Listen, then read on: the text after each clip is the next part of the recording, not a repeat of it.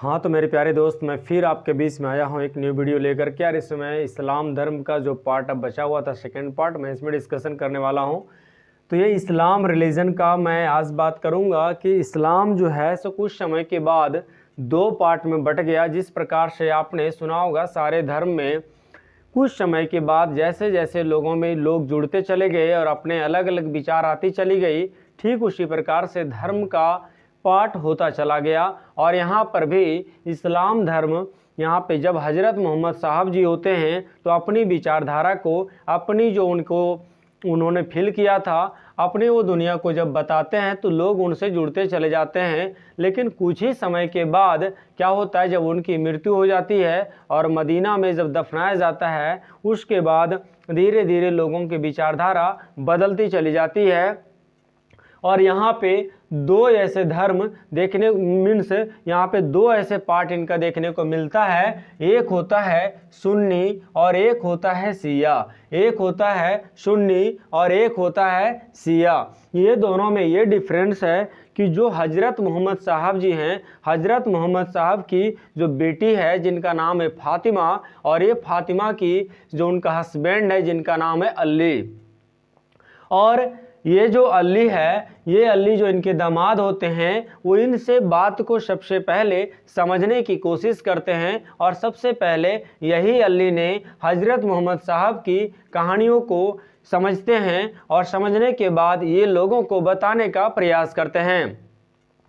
तो एक बात है, ध्यान रखें कि जो हज़रत मोहम्मद साहब की बातों पे बिलीव किए, जो हज़रत मोहम्मद साहब की डायरेक्टिव, उनका फेस टू फेस चीज़ों को सुना है या उनकी बातों को जो आगे लेकर के चलने वाले हैं, वो सुन्नी कहलाते हैं। और जो हमारे जो शिया हैं, वो शिया ऐसे कहलाए जो हज़रत मोहम्मद साहब के जो हमारे जो अली हुसैन जो देखने को मिल रहे हैं, यह अली हुसैन ऐसे पर्सन होते हैं जो इनके दामाद होते हैं। ये कुछ बातों को मिला जुला करके आगे बढ़ाने का प्रयास करते हैं। और ये आगे बढ़ाने वाली जो ये थ्योरम इनकी होती है, ये शिया का पार्ट कहलाता है।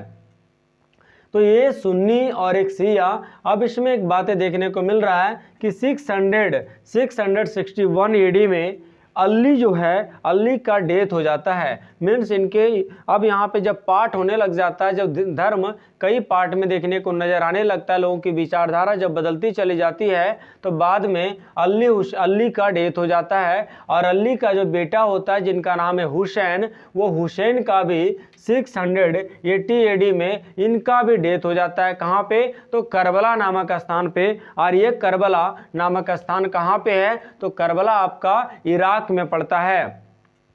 ये करबला, यहाँ पे हुसैन का मृत्यु हो जाता है और अली का भी इसके 661 एडी में इनका भी मृत्यु कर दी जाती है।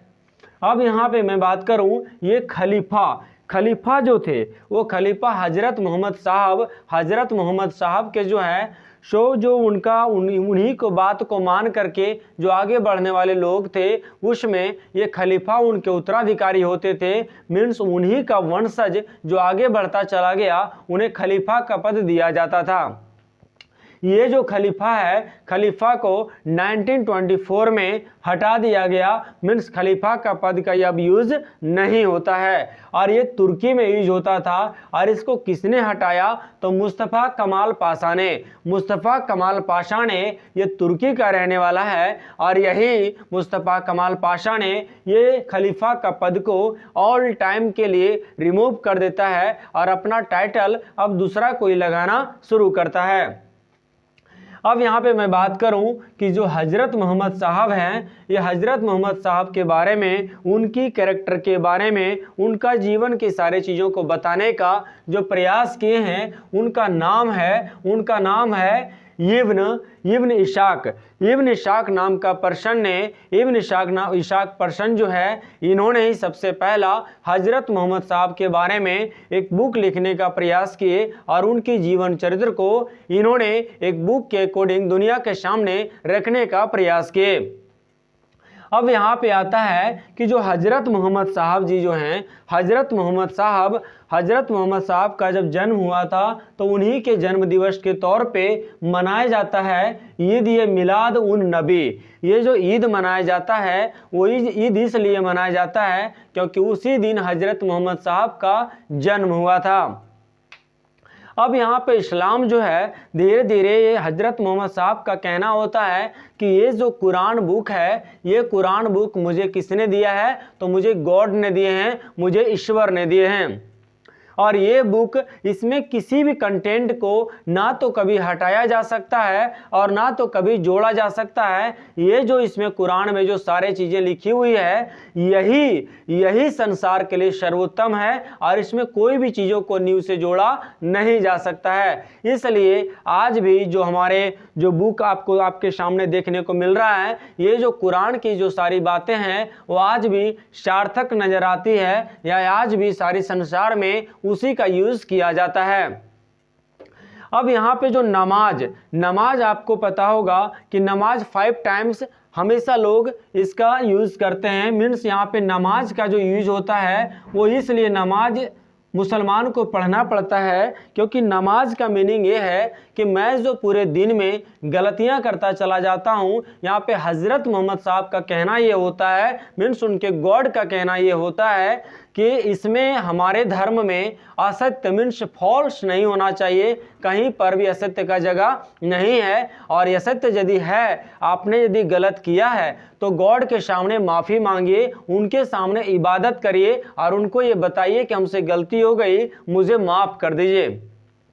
तो ये जो नमाज है, नमाज 5 टाइम्स, इसमें कोई वुमेन हो या बॉयज़ हो या मैन हो, उसमें कोई भी हो, जिसे 5 टाइम्स पढ़ने के लिए बोला जाता है। और इसमें जो है, इसमें नमाज में वो सारी बातें लिखी गई है वो जो उन्हें गॉड को एक तरह से याद करने की चीज़ें बताई गई है, इबादत की जाती है और उनको जो अपनी गलतियां होती है उस गलतियों से उन्हें स्वीकार करते हैं और वो गॉड के सामने बताते हैं कि मैं आइंदा कभी ऐसा गलती नहीं करूंगा, जो मैं गलती किया हूं उसके लिए मैं माफ़ी मांगता हूं।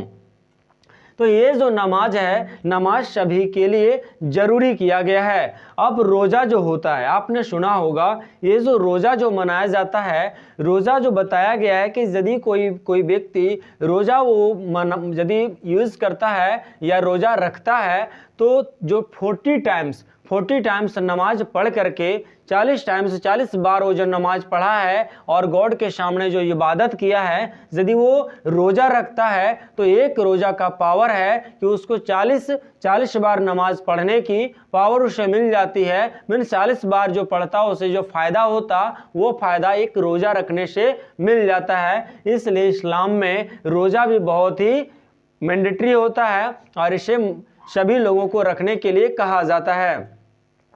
तो ये इस्लाम रिलीजन की कुछ बातें को मैंने बताने का प्रयास किया और एक बहुत ही इम्पोर्टेंट था। इसमें मैं बात करूं तो सबसे पहले खलीफा जो 1924 में ये मुस्तफ़ा कमाल पाशा ने इसे हटाता है, इसके पहले ही हमारे ब्रिटिशर्स ने इसको हटाने की अपने तरफ से मीन्स ऑफिशियली ब्रिटिशर्स ने इसे 1999 में क्या हुआ कि यहाँ पे इसे हटा दिया गया था। अब मैं बात करूँ कि मेरा भारत में मुसलमान कैसे आए, तो मेरा प्यारा भारत में मुसलमान सबसे पहला अरबों का आक्रमण होता है मेरा भारत में, और ये 712 AD में होता है। और ये कहाँ पे होता है, तो सिंध पे होता है। कहाँ पे होता है, सिंध पे, मीन्स जो पाकिस्तान की जो हमारा सिंध प्रांत है वहाँ पे अटैक होता है 712 AD में। और यहाँ पे कौन करता है, तो मोहम्मद बिन कासिम करते हैं।